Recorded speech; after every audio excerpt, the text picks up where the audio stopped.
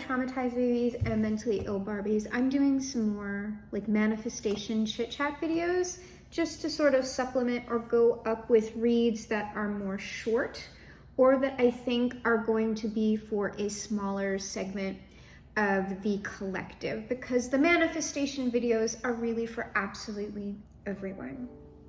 And what I want to talk about today is the difficulty of letting something you want go. Because when we're manifesting, we are manifesting something we don't have.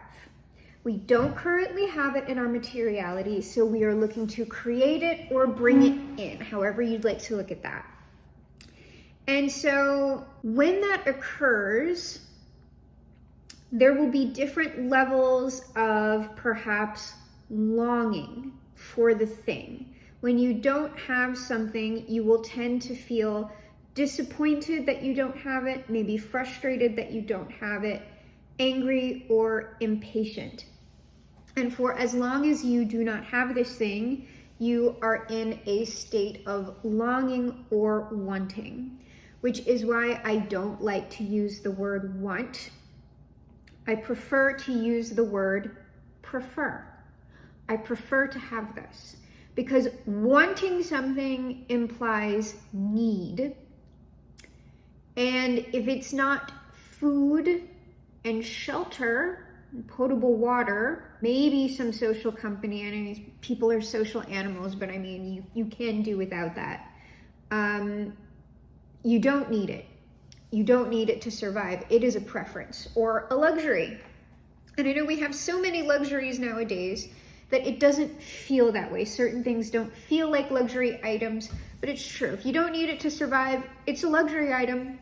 If you can get into the mind frame of preferring something over wanting something, it will be easier for you to let it go. Because here's the thing, one of the last things that I was like toying around with creating was, and I still pretty much am, was helping people with manifestation. And I mean, that's pretty much what this channel is all about. Even the tarot reads are designed to bring people into alignment, work out energy snafus, so they can just move on and create the lives of their preference. So I'm still doing that, but at the time that I was really toying with this idea seriously, I was like, oh no, I want it to be like more professional, and I wanted to create ways to help people let go. Because typically it's not the visualizing or conceptualizing that people struggle with, it's the releasing.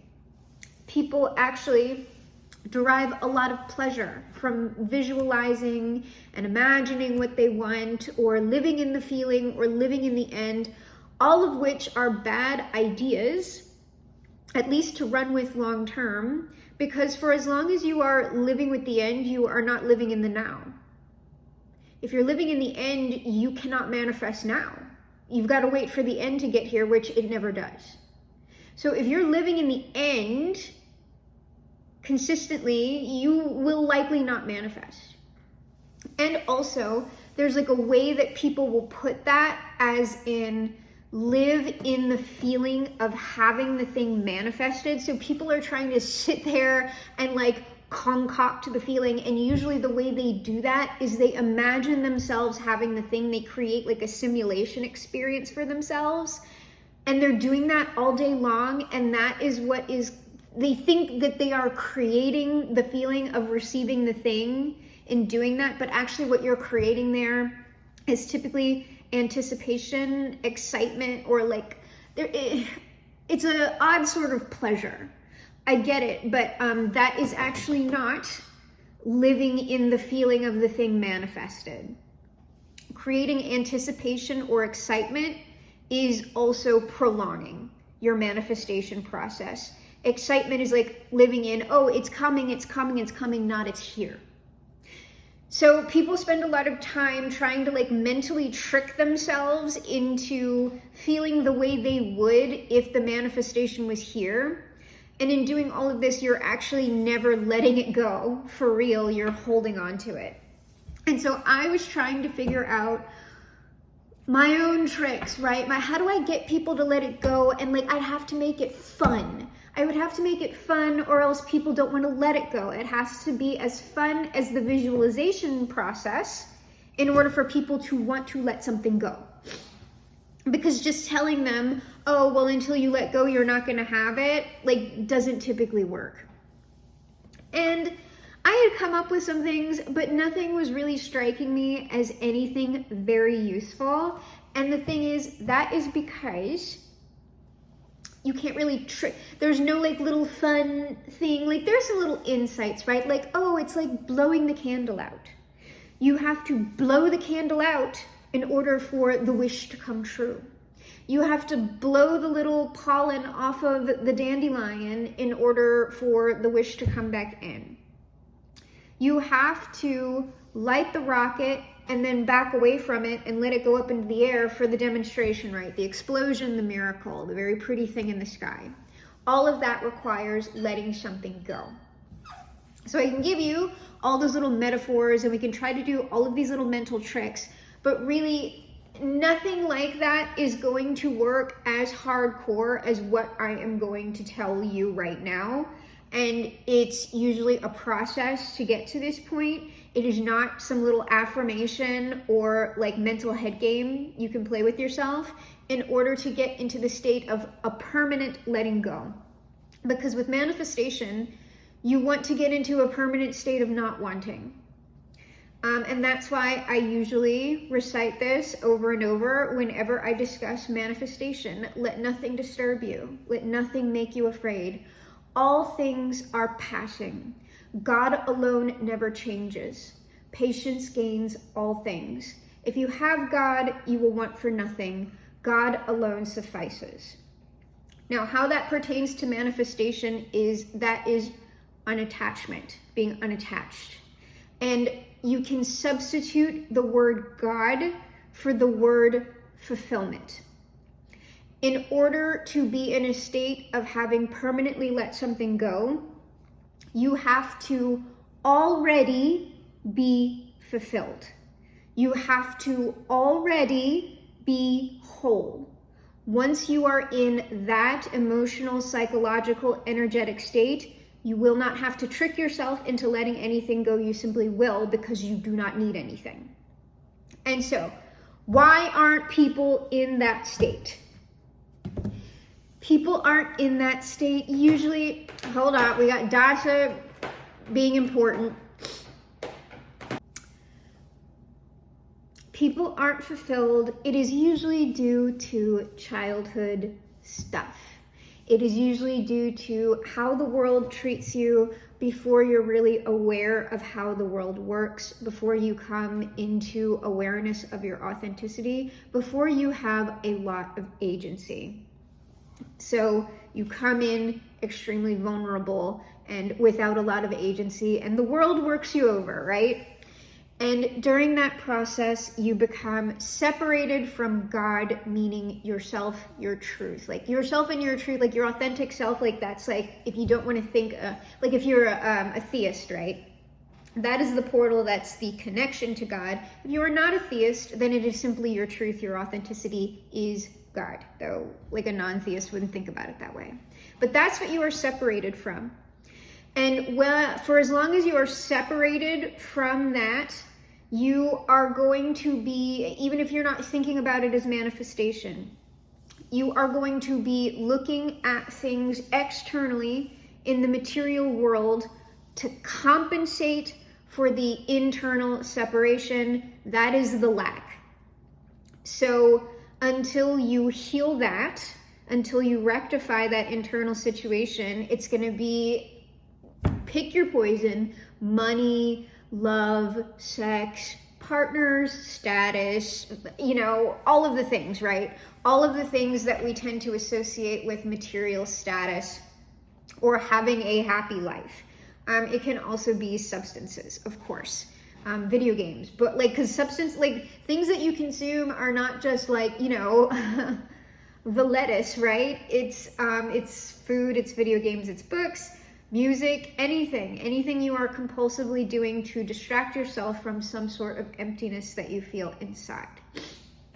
So, for as long as you feel that lack within yourself, you will be thinking of your heart as having a desire. And like we say that colloquially, I'm going to have my heart's desire. It's in songs, like the old Disney songs, which are all about manifestation and awareness and awakening and magic. They talk about having your heart's desire fulfilled, usually by something outside of you. That is a big fat lie. Your heart actually has no desire. This is actually how we create problems within manifestation, by manifesting from the lack, by believing our hearts are not whole now. So when you are manifesting something, and let's say it's a specific person, okay? So let's say I have a heart's desire. I feel incomplete. I have a wanting, I have a longing for a husband. I want my husband. And so there's a specific person in my mind who I'm like, that's my husband right there. And so I start manifesting a specific person. And I do it successfully, because you absolutely can.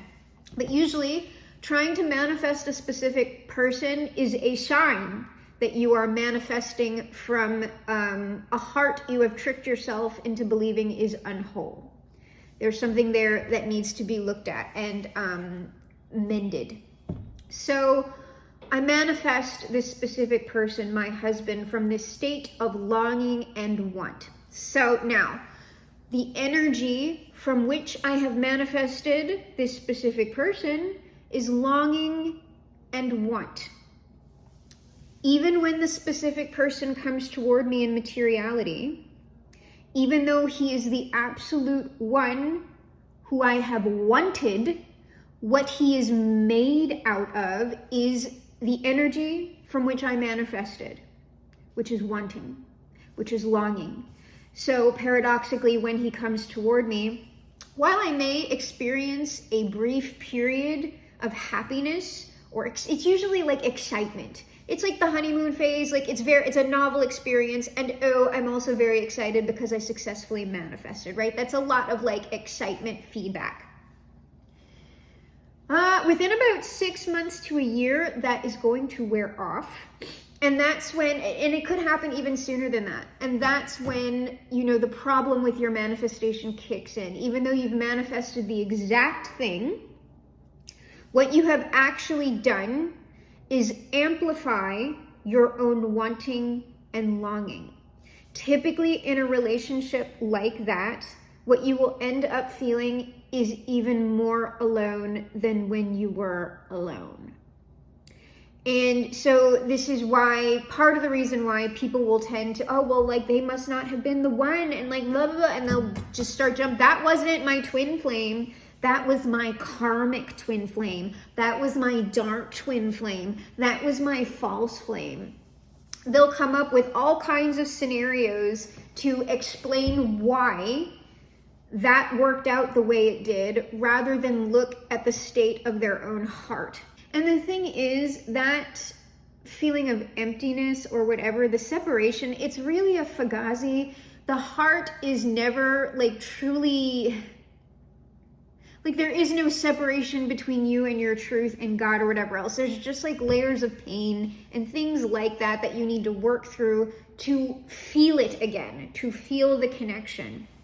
And typically, there's no short-term magical process to do this. Depending on what you've been through, it takes a long time. And that can look lots of different ways. It could look like standard therapy, psychiatry. It can look like working with a very, very trusted, practical, and grounded spiritual counselor. It can look a bit esoteric. It can even look like abject hedonism, because you can go down to go up, you can go backward to go forward. It's just that those ways tend to get real dicey. And typically, once you come out of them, you still tend to, not all the time, have to go through some sort of traditional or standard therapeutic or healing process. But what I'm saying is that doesn't look one way for everyone.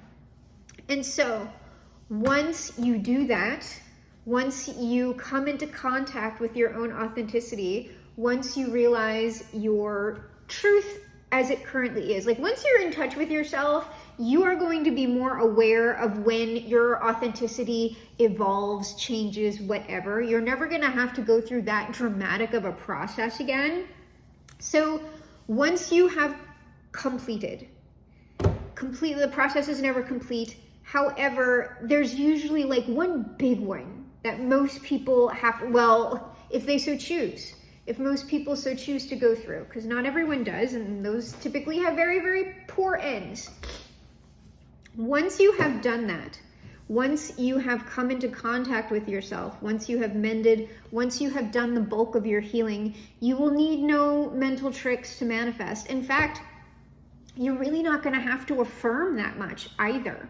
Sometimes you will, but remember, if you have to affirm something, that means you don't have it. It's not in your energy. When you're affirming something over and over again, that means it's not there. So if I'm going into a mirror and going, I love you, you're worthy, you are deserving, and giving myself a lot of compliments, right? Because at the end of the day, all affirmations boil down to, you are worth love. I love you. I see you. You are worth this. That's what you can go ahead and get in the mirror and manifest, I'm the next millionaire in my family, but really all that boils down to is you are worthy. You're worthy of experiencing life. You're worthy of creating the things you prefer to create, no matter what they look like. However, you're worthy now. You're valid now. People get into trouble with manifestation. The reason why it's hard to let go, it's hard not to have the thing, is because people subconsciously, you might not be directly thinking this, they believe that once they have that thing, things are going to get better for them. Internally, they believe they're going to feel better long term. It's not the case. It's not the case for anything outside of you.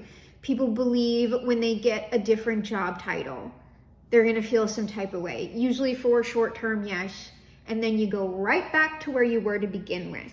Or it gets worse, like your state amplifies. You get more into the imposter syndrome or whatever. Because you're not manifesting from worthiness and fulfillment. You're manifesting from lack and spiritual poverty. So people want things and need things very badly because they feel incomplete without them. They feel like these things are going to validate their existence, when that is the absolute worst place for you to be manifesting from. That's why I say, people want to quibble about techniques and everything else. I don't give a shit what technique you use. I care about your energy. I care about your alignment, because once you're doing that, it doesn't matter what you manifest, because you're just in this endless feedback loop of fulfillment, of preference. That's the abundance. The abundance is I manifest from the full heart and fullness returns to me. Over and over and over and over again. When you're doing that, you're not going to care what you manifest for the most part during the day. You can just walk outside. Oh, there's a tree. It returns the fulfillment to you because you're content just with walking outside. That is enough for you because you are enough. So that is the way to get into the permanent state of detachment. It is not like a blasé thing or a nonchalant thing, or let me just pretend over here how much I don't care. That's actually a defensive posture. That is faking it until you make it. You cannot make real what you are faking. Don't fake it until you make it. Don't act as if. Be who you are. And then the true manifestation, the effortless manifestation will come. So the trick to letting go is there is no trick. Some of us are more wounded than others. Some of us are more separated from ourselves than others. And, it's unfortunate. It's unfortunate, but the good news is everyone can fix that. fix it. It's not really fixing, it's just recognizing something and working through it. Everyone can become whole, because it's a fugazi that you're not. You're already whole. It's just that there are some things in the way. There are some very, very painful things in the way. And for some of us, extremely painful things. And that's why you typically need someone who has a lot of experience, perhaps a license if you want to go there, okay, with you. Because it's not a joke when people like, oh, I'm just going to go to therapy. Oh, I'm going to do shadow work. Oh, I'm going to go through the healing process. Like, people, you do understand, like, people don't survive their healing processes, right? Like, that is a fact. Some people, it's a real danger of someone going into a permanent state of psychosis, or even just a temporary psychosis, and that can do a lot of damage. Some people, it gets so painful that they just unalive. That's reality. So when I say everyone can get through this, yes, you can, but the path is treacherous. It's painful. And that's why I typically get irritated with the, oh, manifestation is easy. No, it is not. Manifestation is simple, but that is different than easy. Simple things can be very hard, very difficult. It is a simple thing to understand that I need to go to therapy and work through my issues. Doing that's a lot harder. Sticking with it is a lot harder, because I promise you, depending on what you've gone through, you will want to give up. I would tell you though, it's worth it not to give up. And so once you have done all of this, and you will, like, I can't explain how you just know the feeling, because I remember how I used to feel, and I know how I feel now after my chosen process, and they are light years away. If somebody said, I will give you $10 million to go back to the energetic place that you used to be, I would spit in their face. You can shove that up your ass. I would rather be exactly as I am. And if someone told me you can be exactly as you are now, with all of the things that you have, but you're never going to get any wealthier, you're never going to get any hotter, you will never have a loving partner. Or you can go back to that place and have all of those things. I would tell that person to kiss my ass. I'm staying right here. Because here, it matters less what I have, what I successfully manifest. And it more matters how I feel. Because I feel really good. And that doesn't mean I am not going to manifest. It just means that I actually don't care as much. There are some things that I care about, but as I keep going, it's just like, it doesn't matter. It really doesn't matter. It's just sort of about creating and putting it out there and then letting the world decide. And I'm happy either way. Like, because you can even think about it like with this channel. I'm having fun with this channel. And I really love, so we just had a little boost to engagement and subscribers and viewership. And that's really fun. But it was also fun when it was just me, and it used to be Baron Von G. Now it's Baron Von G evolved into Baron Von Satan. It was just me and Baron Von Satan and Michelle for just a while. Like, Michelle would drop in periodically and give us a watch as well. That was still fun. Even if it was only ever me and Baron Von Satan and Michelle, I would still be here doing this.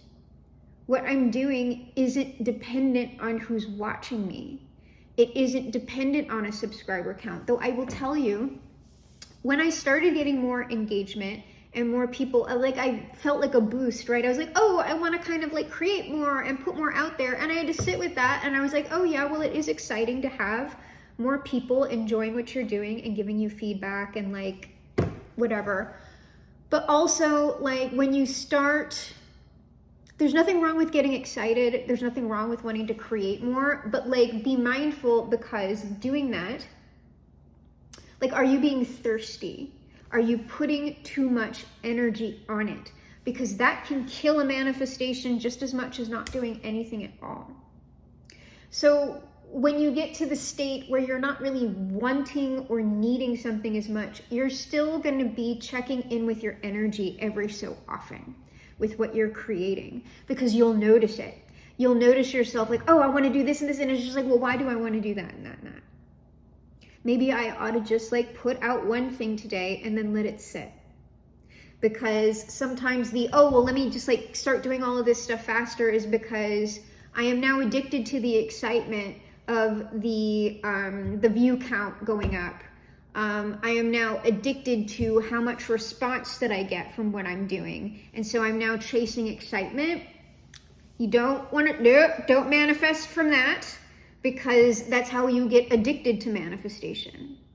Manifestation and the energy associated with it can very easily become a prison. And this is a channel of liberation, or so I try to be. But like manifestation very easily becomes a prison. And in fact, I'm still of a mind that if I ever become enlightened, like I'm going to stop. Like once you free yourself truly, once you are truly liberated, magic and manifestation, you're not going to want to do it anymore. At least I think so. The end point, the end goal, if you can say there is one for magic and manifestation, is not to do it. Or only doing it in very, very, like usually you'll do it for like the community or something like that. But there comes a point where you just sit back and go, I don't need to do anything. It's already all here. What am I trying to create? But until then, you can't fake that either. You've got to follow your path to the end point. You can't, even if you know that is the final outcome, you cannot just skip ahead, because the pathway is going to get your energy to that place. It is one big energetic evolution until that like nirvana, enlightenment, whatever you want to call it. And then magic and manifestation, at least doing it in materiality, is not going to be necessary, because you're at peace with what is, without embellishment at all. So if you're there, congratulations. I'm not there yet. Like I said, I'm still talking about manifestation. I'm still trying to help people manifest. If I could help just enlighten you, I would. But I'm not enlightened, so I can't do that. Letting go, no trick to it. Be whole, come to wholeness, and then you won't have to let anything go, because you'll be enough and you won't want anything.